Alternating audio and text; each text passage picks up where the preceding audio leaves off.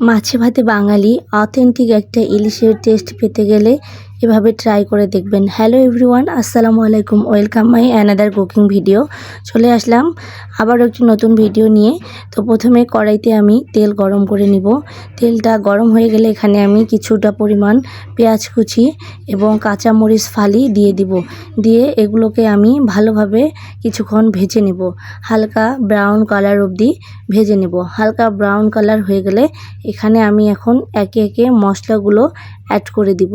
ঠিক এমন একটা কালার চলে আসলে পেঁয়াজে আমি এখানে দিয়ে দিব হাফ চা চামচ পরিমাণ হলুদ গুঁড়ো, 1 চা চামচ পরিমাণ লবণ দিয়ে এগুলোকে ভালোভাবে ভেজে নিব। অবশ্যই এই কাজটা আপনাদেরকে ধৈর্য সহকারে করতে হবে। আমরা জানি যে কোনো রান্নার মশলা এভাবে ভালোভাবে ভেজে নিলে, কষিয়ে নিলে অনেক টেস্ট হয়।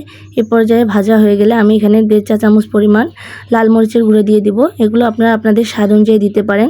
সাথে দিয়েছি কাঁচা জিরা বাটা। আপনারা অবশ্যই চেষ্টা করবেন ইলিশ মাছে কাঁচা জিরা বাটা ব্যবহার করতে। এখানে গুঁড়ো মশলার থেকে কাঁচা বাটা মশলায় স্বাদটা বেশি হয়, তাই এখানে আমি কাঁচা জিরাটা ব্যবহার করছি। তারপর সামান্য পরিমাণ পানি দিয়ে মশলাটাকে আরও কিছুক্ষণ কষিয়ে নিব। তারপর এভাবে আমি কাঁচা মাছগুলো দিয়ে দিব, দিয়ে অল্প অল্প করে কষিয়ে নিব। প্রথমে মাছটাকে কষিয়ে নিতে হবে। আপনারা অবশ্যই চেষ্টা করবেন ইলিশ মাছটা এইভাবে কাঁচা রান্না করতে। ইলিশ মাছ কখনো ভেজে রান্না করতে যাবেন না, তাহলে স্বাদের ব্যাঘাত ঘটে যাবে, এখানে খেতে ভালো লাগে না। আর আপনারা অবশ্যই একটা জিনিস লক্ষ্য করেছেন এখানে, যে আমি এই রান্নায় কোনো আদা রসুন ব্যবহার করিনি। আপনারা ইলিশ মাছের রান্নায় কখনোই আদা রসুন ব্যবহার করবেন না, কেননা আদা রসুন ব্যবহার করলে আদা রসুনের ফ্লেভারে আমরা পারফেক্ট অথেন্টিক যে একটা ফ্লেভার থাকে ইলিশ মাছের, আমরা সেটা পাবো না। তাই আপনারা চেষ্টা করবেন এই মাছে আদা রসুনটা স্কিপ করতে। তারপরে কষিয়ে নেওয়া হয়ে গেলে আমি এভাবে ঝোলের পানি সহকারে দিয়ে দিব। আমি একবারই পানিটা দিয়ে দিব। এই পানি দিয়ে মাছটা সিদ্ধ হবে, প্লাস ঝোলটাও হয়ে যাবে।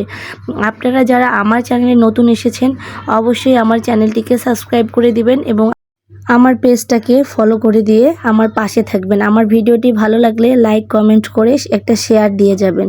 আপনাদের কাছে আমার রিকোয়েস্ট। এই যে আমার ফাইনালি মাছের ঝোলটা ফুটে উঠেছে পানিটা, তখন আমি মাছের কিছুটা পরিমাণ ডিম ছিল সেটাও দিয়ে দিব। এই রান্নাটা আমি পুরোটাই মাটির চুলে করেছি। আসলে আমরা জানি মাটির চুলে রান্নার স্বাদ অনেক ভালো। তো সবাই ভালো থাকবেন, আল্লাহ হাফেজ।